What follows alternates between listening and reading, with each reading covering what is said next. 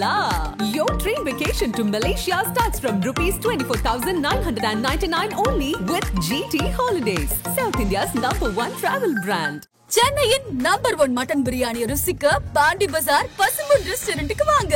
இனி பாண்டி பஜாரோட புதிய அடையாளம் பசும்பொன் தான். மதுரை உணவை சென்னையிலேயே ரசிக்கலாம்.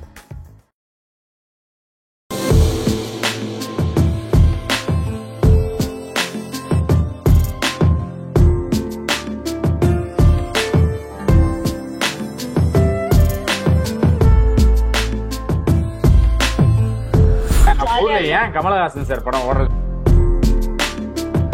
சார் சொல்லிட்டே இருந்தாரு இந்த ஷாட் வந்து தியேட்டர்ல எப்படி இருக்கு இந்த ஒரு சக்சஸ் உங்களுக்கு? எல்லாருமே உழைச்சதோட பலன் இது. எல்லாருமே உயிரை கொடுத்து இந்த படத்துக்கு வந்து நான் பிகினிங்ல எல்லா இன்டர்வியூலயும் உயிரை கொடுத்து உழைச்சேன். அதுதான் நான் சொல்றேன், எல்லாருக்குமே ஸ்கிரிப்ட் வந்து பவுண்டடா இருக்கும். சாருக்கு வந்து அது ஹார்ட்ல இருக்கு, பிரைன்ல இருக்கு. வெயில் அடிச்சாலும் சரி, மழை அடிச்சாலும் சரி, சேரா சகதியா முள்ளா காடா ஜல்லி கல்லுல அதெல்லாம் இல்ல, செப்பல் நாங்க போட்டது இல்ல, அவ்வளவுதான். எனக்கு ஒரு லெக் வந்து, நான் இது எங்கேயுமே சொன்னது இல்ல, எனக்கு ஒரு லெக் வந்து கால் வந்து பிராக்சர். எனக்கு 2 தார் வைக்கும் பொழுது இங்கேயும் உங்களுக்கு டேமேஜ் ஆகலையா? எங்களுக்கு இப்ப அத கேட்க டேமேஜ் ஆச்சு. என்னென்ன விஷயம்? கழுத்து போயிடுச்சு. அந்த 19 பேரும் அவங்களோட பாடி அடக்கம் பண்ண கிரேவ்யார்ட் கிட்ட இருந்துச்சு, லாரி நிறுத்தி வச்சிருந்தாங்க. அப்ப நான் பிரேயர் பண்ணிக்கிட்டேன். அந்த 19 பேரோட குடும்பமும் படம் பார்த்தாங்களா? அவங்கள அதுல இருந்தவங்க பாதி பேர் இந்த பிலிம்ல இருக்காங்க. ஆமா இருக்காங்க. நான் அதான் சொல்றேன், சிவனஞ்சானோட அம்மாவே அந்த லாரியில டிராவல் பண்ணவங்க. ஏர்லி மார்னிங் ஷூட் நடந்தப்போ உடம்புல இப்படி நார்மலா விட்டாலே இப்படி ஷிவர் ஆயிட்டே இருக்கும், அப்படி ஒரு குளிர் இருக்கிறது. அந்த லாரிக்கு அடியில நான் போகணும்.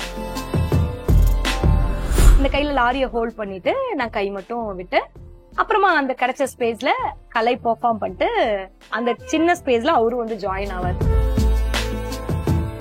சோ அதனால அந்த ஷாட் ரொம்ப பயந்தாங்க அவங்க, ஏதோ ஆயிடுமோ கவுந்துருமோ. ஓகே, நீங்களே உடனுக்குடன் குறிஞ்செய்தி வேலையாக தெரிஞ்சுக்கல ஆதன் செயலை டவுன்லோட் பண்ணுங்க. டிஸ்கிரிப்ஷன்ல லிங்க் இருக்கு. ஆதன் சி மனையில் அனைவருக்கும் ஒரு பெரிய வணக்கம் அண்ட் வெல்கம் டு ஷோ. இன்னைக்கு என் கூட ரொம்ப அழகா, எப்பவுமே புன் சிரிப்போட யாரையும் புண்படுத்தாத வகையில இருக்கக்கூடிய நம்ம திவ்யா துரைசாமி அவர்கள் இருக்காங்க. வாழையில நம்ம மனசெல்லாம் அவ்வளவு பெரிய ஒரு தாக்கத்தை ஏற்படுத்தினாலும் இவங்க வரப்பச்சே அவ்வளவு அழகா இருக்காங்க பாடுறான் அப்படின்லாம் கொடுத்துட்டு அழுக வச்சுட்டு எல்லா ஒரு எமோஷன்ஸும் நம்ம கூட கனெக்ட் பண்ணி கொடுத்துட்டு நிறைய விஷயங்கள் பேச போறோம். வணக்கம். தேங்க்யூ முரளி. வணக்கம். வேம்புன்னு நினைக்கிறேன். ஆமா, இனிமேட்டு எங்களோட நம்மளாம் வந்து 90s கிட்னு உங்களுக்கு தெரியும். கிராமத்து பாடல் நம்ம பருத்தி வீரன்ல இருந்து பிரியாமணில இருந்து அவ்வளவு தூரம் நேசிச்சோம். எனக்கு தெரிஞ்சு அந்த கேரக்டர் ரீப்ளேஸ்மெண்டே இல்லடா அப்படின்னாங்க. இல்லடா நான் இருக்கேன் அப்படின்ட்டு மறுபடியும் ஒரு ரீஎன்ட்ரி மாதிரி அந்த கதாபாத்திரத்துக்கு உயிர் கொடுத்து அந்த மாதிரியான விஷயங்களை மறுபடியும் ரீகால் பண்ண வச்சிருக்கீங்க. ரொம்ப தேங்க்ஸ். எனக்கு நல்ல ஞாபகம் இருக்கு, இன்டர்வியூல நான் சொல்லியிருந்தேன் சக்சஸ் மீட்ல சந்திப்போம் அப்படின்னு. படம் சக்சஸ், எங்களுக்கு ரொம்ப சந்தோஷம். எப்படி இருக்கு இந்த ஒரு சக்சஸ் உங்களுக்கு? ரொம்ப ஹாப்பியா இருக்கு, ரொம்ப ஆத்மார்த்தமா இருக்கு. பிகாஸ் எல்லாருமே உழைச்சதோட பலன் இது. எல்லாருமே உயிரை கொடுத்து இந்த படத்துக்கு வந்து நான் பிகினிங்ல எல்லா இன்டர்வியூலயும் உயிரை கொடுத்து உழைச்சேன். எனக்கு நிஜமா ஓகே, ரொம்ப கேரக்டருக்கு உடம்ப வருத்தி நடிச்சிருக்காங்க போல, உடலை இழைச்சிருக்காங்க போல, ஏத்திருக்காங்க போல நினைச்சேன். இப்ப ஆமா எங்களுக்கு புரியுது. ஆமா, உண்மையாலுமே எல்லாருமே சொல்றேன், டிரெக்டர்ல இருந்து ஆரம்பிச்சு செட்டோட கடைசி பர்சன் வரைக்குமே இந்த பிலிம்காக அவ்வளவு எஃபர்ட் போட்டாங்க. அதோட பலன் இன்னைக்கு பார்க்கும்போது நிறைவா கம்ப்ளீட்டா ஃபீல் ஆகுது. கனி, வேம்பு இவங்க உண்மையான கதாபாத்திரங்கள் இருந்திருப்பாங்க. நான் அது படத்துக்கு முன்னாடி வரைக்கும் எங்களுக்கு தெரியல. அந்த மாதிரி கதாபாத்திரம் உண்மையா இருந்ததா? இவ்வளவு ஃபீலிங்ஸ், இவ்வளவு வழிகள் அவங்க இது பண்ணாங்களா? காதலும் இருக்கும், வழிகளும் இருக்கும், ஒரு ஹெல்பிங் டெண்டன்சி மாதிரி நிறைய விஷயங்கள் இருக்கும். இதெல்லாம் எப்படி கன்வே பண்ணாரு? அதெல்லாம் டீட்டெயிலா நீங்க கேட்டீங்களா? இல்ல, நான் வந்து அதிகமா பேசுனது இல்ல. ஏன்னா எனக்கு டே 1லயே எனக்கு இந்த கேரக்டரைசேஷன் சொல்லிட்டாங்க. வேம்பு இப்படிதான் இருப்பா அப்படின்னு சொல்லிட்டு மே மாசம் ஃபர்ஸ்ட் டைம் எனக்கு அவரு இந்த ப்ராஜெக்டுக்காக என்ன கூப்பிடும் போது எனக்கு கேரக்டரைசேஷன் சொல்லிட்டாங்க. அதனால நான் அந்த கேரக்டராவே இருக்கணும்னு நான் டிசைட் பண்ணிட்டேன். அதனால அந்த அமைதி எனக்கு வரணும். ஏன்னா ரியல் லைஃப்ல நான் ரொம்ப ஆப்போசிட்டான பர்சன் வேம்புக்கு. நான் நிறைய பேசுவேன், நான் ரொம்ப ஷார்ப்பான ஒரு பர்சனா, இப்போ ஒரு பாக்குறதே நான் ஒரு ஷார்ப்பா தான் இருக்கும், அப்படிதான பர்சனா. ஆனா வேம்பு வந்து அப்படி கிடையவே கிடையாது. அவளுக்குள்ள வந்து ஒரு கண்ணுல ஏக்கம், பரிதவிப்பு, இயலாமை இதுதான் இருக்கும் அப்படின்னு சொன்னாரு. அதே மாதிரி கண்ணு வந்து ஷார்ப்பா பார்க்கவே கூடாதுன்னு சொன்னாங்க. சரி. அதனால நான் மே மந்த்ல இருந்து அதை பிராக்டிஸ் பண்ணேன். யார்கிட்டயுமே பேசல. ஷூட் ஆரம்பிச்சு ஈவன் ஷூட் முடிகிற வரைக்குமே நான் யார்கிட்டயுமே பேசினதே கிடையாது. ஓகே. ஏன்னா வேம்பு வந்து குவைட்டா தான் இருப்பா. ஆனா செட்லயுமே எல்லாரும் பேசிட்டு இருப்பாங்க, நான் மட்டும் அமைதியா இருப்பேன். ஏன்னா வேண்டாம், அந்த அந்த அவுட் ஆஃப் தி பாக்ஸ் வந்துடக்கூடாதுன்றதுல கான்சியஸாவே இருந்தேன். எனக்கு வரல. நான் சார் கிட்டயுமே அதிகமா பேசினது கிடையாது. அவரா வாண்டடா கூப்பிட்டு சொன்னா மட்டும்தான் நான் போவேன். சம்டைம்ஸ் கிரௌட் அங்க லாரி ஷாட் எல்லாம் எடுக்கும்போது கீழே நிக்கும் போது அவர் கன்ஃபியூஸ் ஆவார். 5 நிமிஷம் தேடுவாரு என்ன, எங்க வேம்பு எங்க நின்று இருக்கான்னு தெரியவே இல்ல, அவளை கூப்பிடுங்க, அங்கதான் நின்று இருப்பேன். அப்படி வந்து எனக்கு அதுக்குள்ளேயே இருக்கணும் அப்படின்னு இருந்தது. அதனால சில நேரம் வந்து அவரே சொல்வாரு, என்ன பேச மாட்டேங்கிற அப்படி சொல்வாரு. ஏன்னா எனக்கே பேசணும்னு தோணல. பிகாஸ் என்கிட்ட இந்த கேரக்டர் தானே நீங்க சொன்னீங்க, அப்புறம் நான் எப்படி அது வெளில வந்து நான் பேசுறது, அந்த மாதிரி இருந்துச்சு. அதை நான் அப்படியே அந்த பிராக்டிஸ்குள்ளேயே நான் இருந்தேன். அது நம்ம ஷூட் முடியற வரைக்கும் அப்படியேதான் இருந்தேன். எனக்கு வெளில வர எனக்கு தோணல. வரல. இந்த கதாபாத்திரம் சொல்லி கொடுக்கும் பொழுதும் சரி, இப்போ ஒரு வீடியோ ஒண்ணு வைரல் ஆயிட்டு இருக்கு. இந்த பையன் கிளைமேக்ஸ்ல ஒடியாற மாதிரி நம்ம மாரி செல்வராஜ் ஒடியாந்து நடிச்சு காட்டுவாரு. அதெல்லாம் பார்த்துட்டு எல்லாரும் இன்னும் கண் கலங்குறாங்க. அது எடுக்கிற பொழுது நீங்க இருந்தீங்களா? இல்ல, அவனுக்கு ஷூட் எடுக்கும் போது நான் இருந்திருக்க மாட்டேன். ஆனா என்னன்னா சார் வந்து எல்லா ஷாட்டையுமே அவர் தான் நடிச்சு காட்டுவாரு. ஓகே. டெஃபினட்டா நடிச்சு காட்டுவாரு. இப்ப என்னோட சீன்ஸ் எல்லாம் ஓப்பனிங்ல இருந்து ஆரம்பிச்சு, அதுதான் நான் சொல்றேன், எல்லாருக்குமே ஸ்கிரிப்ட் வந்து பவுண்டடா இருக்கும். சாருக்கு வந்து அது ஹார்ட்ல இருக்கு, பிரெயின்ல இருக்கு. அதனால அவரு வந்து டயலாக்மே வந்து பேப்பரை பார்த்து நாங்க படிக்க மாட்டோம். அவருதான் அந்த ஸ்பாட்ல தான் எங்களுக்கு சொல்லுவாரு, இதான் டயலாக் அப்படின்னு சொல்லிட்டு சொல்லுவாரு. அதோட மீட்டர் என்ன, அதோட எமோஷன்ஸ் என்ன, எல்லாமே ஸ்பாட்ல தான் சொல்வாரு. பேப்பர்லாம் எதுவும் கிடையாது. அவரு சொன்ன டயலாக தான் ஏடிஸ் நோட் பண்ணிப்பாங்க. அங்கேதான் அவர் சொல்வாருல்ல, அததான் எழுதிப்பாங்க. அதுக்கப்புறம் தான் அதை நாங்க டயலாக் நாங்க பாப்போமே தவிர ப்ரீ பிளான்டா அங்க இருக்காது. அவர் வந்து நடிச்சு காட்டுவாரு ஒவ்வொரு ஷாட்டையுமே. என்னன்னா என்னோட எல்லாம் முதல் டேக் வந்து டயலாக் டேக்ல 18 டேக்ஸ் போச்சு. சோ ஒவ்வொரு முறையுமே ஈவன் தப்பு பண்ணா கூட 2 டேக் ஒரு முறை வந்து பிகினிங்ல இருந்து நடிச்சு காட்டுவாரு. அதனாலதான் அந்த நீங்க வீடியோ பாத்திருப்பீங்க, ஒரு ஓடுறது இப்படிதான் ஓடணும், பாக்குறது இப்படிதான் பாக்கணும், கனியை இப்படிதான் திரும்பி பாக்கணும், இப்படிதான் சிரிக்கணும், இப்படிதான் கை காட்டணும், இப்படிதான் பாக்கணும், எல்லாமே அவரு சொல்வாரு. ஓகே. எங்களுக்கு மாரியண்ணனை பொறுத்த வரைக்கும் அந்த டைலாக்ஸ் எல்லாம் நீங்க சொன்ன மாதிரி அவ்வளவு விஷயங்கள் இருந்தது. அந்த லாரியில போற சீக்வன்ஸா இருக்கட்டும், அதுக்கு எவ்வளவு இது எடுத்துக்கிட்டீங்க? இன்னொரு விஷயம், லாரி எக்ஸ்பீரியன்ஸ் வந்து எனக்கு லைஃப்ல ஃபர்ஸ்ட் டைம் நான் லாரியில ஏறுறேன். எனக்கு ஏறுறதே ரொம்ப டிஃபிகல்ட். அது ரொம்ப டஃபா இருக்கும். செப்பல்லாம் யூஸ் பண்ணதே கிடையாது ஷூட்டிங் ஸ்பாட்ல. நீ வெயில் அடிச்சாலும் சரி, மழை அடிச்சாலும் சரி, சேரா சகதியா முள்ளா காடா நீ கல்லுல அதெல்லாம் இல்ல. செப்பல் நாங்க போட்டது இல்ல, அவ்வளவுதான். எத்தனை கிலோமீட்டர் நடந்தாலும் நோ ஃபுட்வேர் அண்ட் ஆல், அப்படியேதான் இருக்கும். லாரியில ஏறினதுலாம் எனக்கு வந்து ரொம்ப டிஃபிகல்ட்டான எக்ஸ்பீரியன்ஸ் அது. பிகாஸ் நான் லாரியில ஏறினதே கிடையாது. அது எனக்கு ஒரு லெக் வந்து, நான் இது எங்கேயுமே சொன்னது இல்ல, எனக்கு ஒரு லெக் வந்து கால் வந்து பிராக்சர். எனக்கு காலோட பெருவிரல் வந்து எனக்கு உடைஞ்சிருக்கு லிட்டரலா. என்னால அதை மூவே பண்ண முடியாது. சோ அப்படி இருக்கும்போது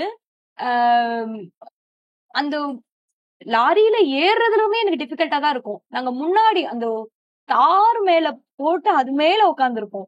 அந்த கம்பியை புடிச்சிட்டு நம்ம ஏறணும். தென் அதுல டிராவல் பண்றதா இருக்கட்டும், எம்டி லாரியில டிராவல் பண்றதுக்கும் லோடட் லாரியில டிராவல் பண்றதுக்கும் நிறைய டிஃபரன்ஸ் இருக்கு. எம்டி லாரியில கூட ஜாலியா நாங்க போயிடுவோம்னு வச்சுக்கோங்களேன், அது இருக்கும். ஆனா லோடட் லாரினா லாரி இங்க இருக்கும், அதுக்கு மேல லோடு இருக்கும், அதுக்கு மேல நாங்க உட்கார்ந்துருப்போம். அப்படியே இப்படி லேசா இப்படி பள்ளத்துல ஏறி இறங்கினா கூட லாரி இப்படி போயிட்டு இப்படி வரும். நான்லாம் கத்திருக்கேன், கத்து நான்லாம் கத்திருக்கேன் அந்த ஷாட்ல. ஏன்னா பயமா இருக்கும், எங்க இப்படி இப்படி போகும் லாரி ரோட்ல. எல்லாரும் ரோட்ல நாங்க டிராவல் பண்ணிக்கிட்டேதான் இருந்தோம். பயமா இருக்கும். மரம் வரும், கம்பி வயர் இருக்கும். ஏன்னா கரண்ட் வயர்ஸ் எல்லாம் போகல. இப்ப நம்ம இங்கதான் நமக்கு ஏர்த்ல, சிட்டில தான் ஏர்த்ல, அங்க வில்லேஜ் சைட் எல்லாம் அவுட் வெளியில தானே. சோ அதனால அதெல்லாம் ரொம்ப டிஃபிகல்ட். அப்படியே பயமா இருக்கும். நான் வந்து ஒரு ஷார்ட்ல வந்து அந்த அந்த 19 பேர் இருக்காங்க இல்லையா, அவங்கள அடக்கம் பண்ண இடத்துக்கிட்ட லாரியை நிறுத்தி வச்சிருந்தாங்க. பிகாஸ் ஒரு ஒயிட் ஷார்ட் அது சூஸ் பண்ண வேண்டியது. ஐ மீன் ஒரு ஒயிட் ஷார்ட் அது அது ஷூட் பண்றதுக்காக தாமிரபரணி ஆத்த நாங்க கிராஸ் பண்ணுவோம் லாரியில, லோடட் லாரியில மேல உட்காந்து தாமிரபரணி ஆத்த நாங்க கிராஸ் பண்ணணும். அப்போ அதோட ஃப்ரேம் ஃபிக்ஸ் பண்றதுக்காக ஆத்துக்குள்ள எங்கவோ சம்வேர் டீம் இருந்தாங்க. சோ நாங்க ரோட் மேல வந்து வெயிட் பண்ணிட்டு இருந்தோம். அப்ப வந்து அந்த 19 பேரும் அவங்களோட பாடி அடக்கம் பண்ண கிரேவியார்ட் கிட்ட இருந்துச்சு, லாரி நிறுத்தி வச்சிருந்தாங்க. அப்போ நான் எல்லாம் ப்ரேயர் பண்ணிக்கிட்டேன். ஏன்னா எனக்கு லாரி மேல டிராவல் பண்ணவே ரொம்ப பயமா இருக்கு. இந்த படம் நல்லபடியா வரணும்.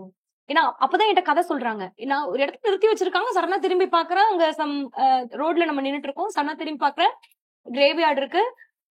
அப்ப நான் ஈவினிங் டைம் அது.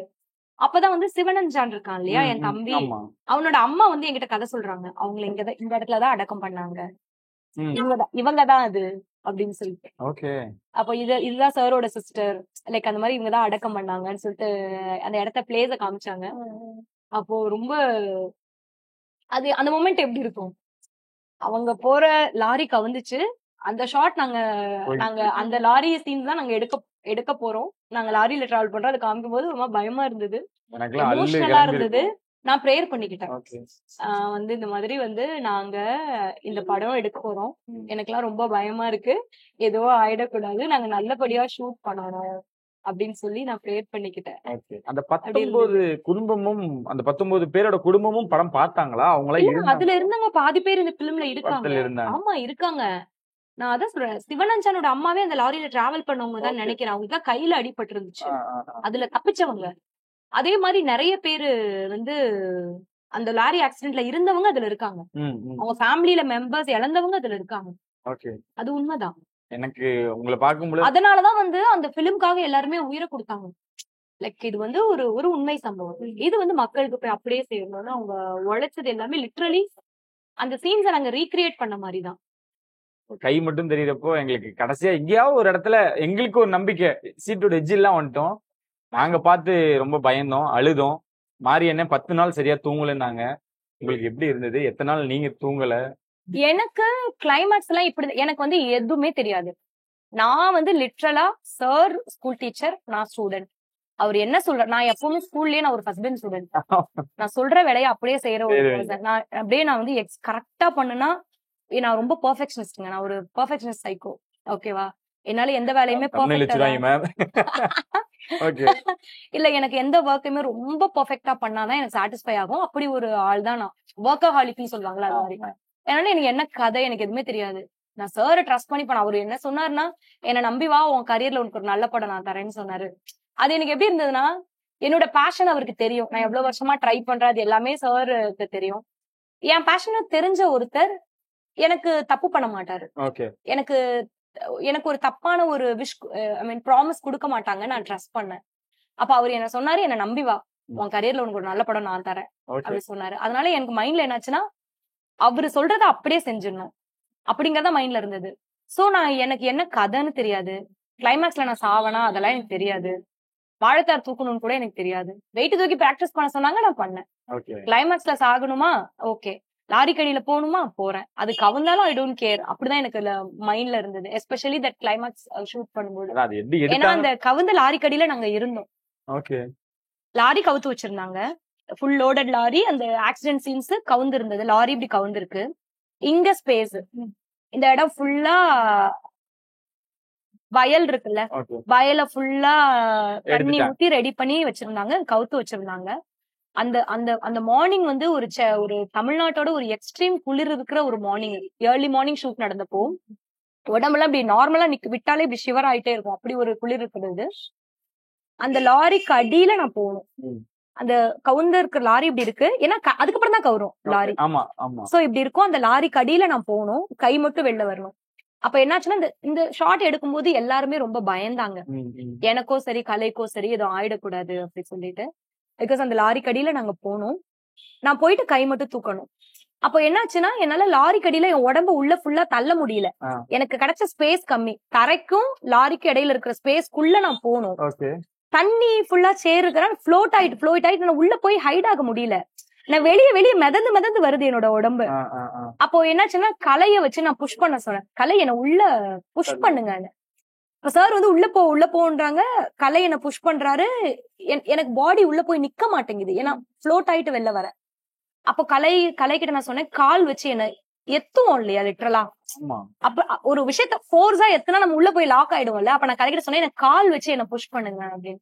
அப்ப கலை சொன்னாரு, சரிமா சாரி, நான் கால் வச்சு புஷ் பண்றேன், சாரிமா அப்படின்னு சொல்லிட்டு எனக்கு காலை வச்சு என்ன புஷ் பண்ணாரு. காலை வச்சு எத்துனாரு. அப்ப நான் உள்ள போயிட்டு நான் லாரியை ஹோல்ட் பண்ணிட்டு, இந்த கையில லாரியை ஹோல்ட், ஏன்னா அப்பதான் நான் வெளில வரல, இந்த கையில லாரியை ஹோல்ட் பண்ணிட்டு நான் கை மட்டும் விட்டு, அப்புறமா அந்த கிடைச்ச ஸ்பேஸ்ல கலை பெர்ஃபார்ம் பண்ணிட்டு அந்த சின்ன ஸ்பேஸ்ல அவரும் வந்து ஜாயின் ஆவாரு. அது ஸ்கிரீன்ல தெரியாத அளவுக்கு எங்க பாடி வந்து 2 பேரோட பாடியும் ஹைட் ஆகணும் லாரிக்கு அடியில. சோ அப்படிதான் எடுத்தாங்க.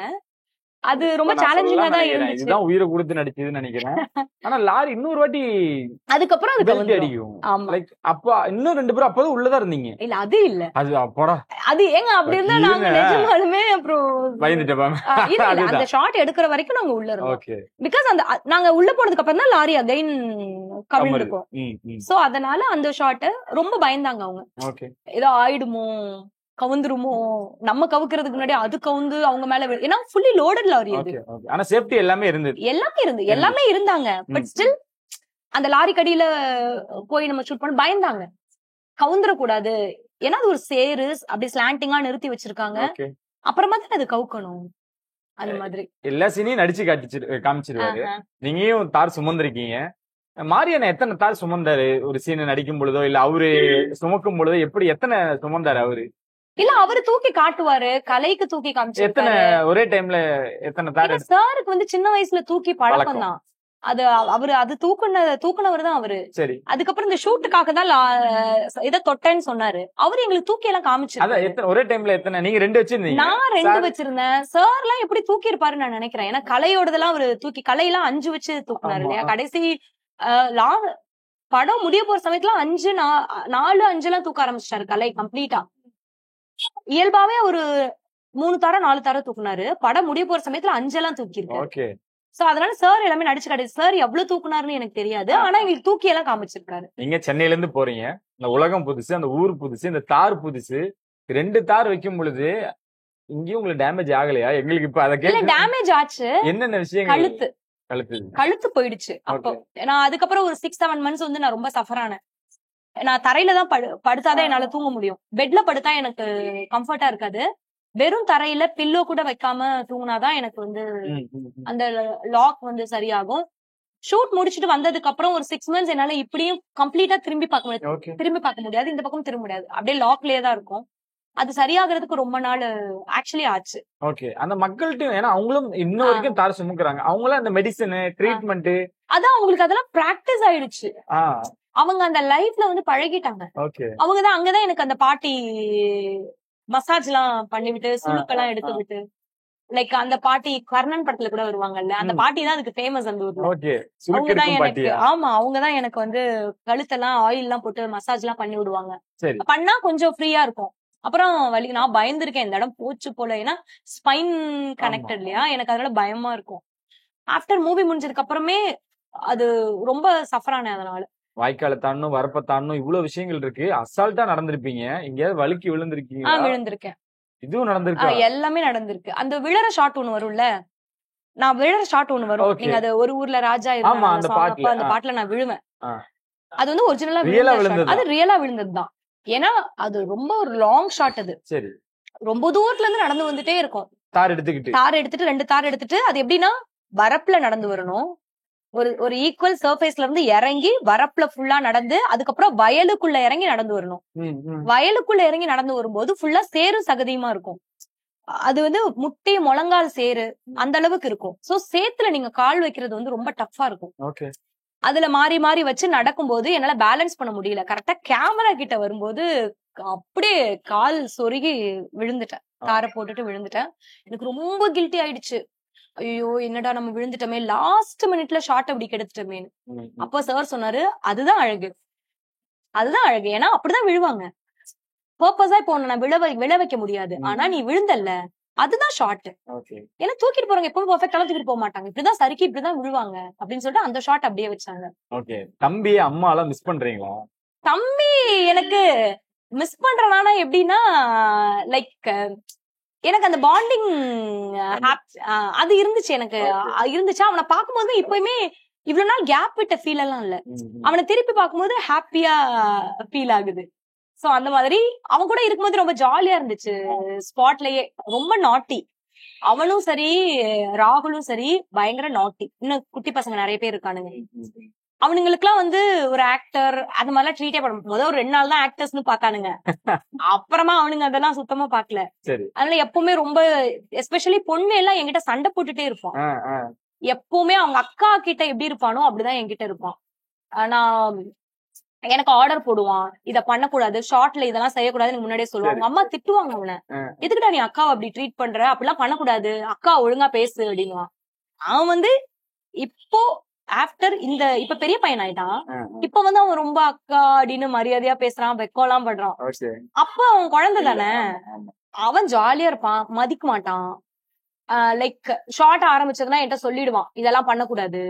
சார் முன்னாடி சொல்ல முடியாதுல்ல, சார் இல்லாதப்போ வந்து இந்த ஷார்ட்ல என் மேல கைய போடாத, என் மேல என்ன பிடிக்க கூடாது, நான் தனியா தான் நடந்து வருவேன், டவல் தூக்க மாட்டேன், இதை தூக்க மாட்டேன் அப்படின்னு என்கிட்ட சொல்லிட்டு இதெல்லாம் என்கிட்ட ஷார்ட்ல பண்ணக்கூடாதுன்னு சொல்லுவான்.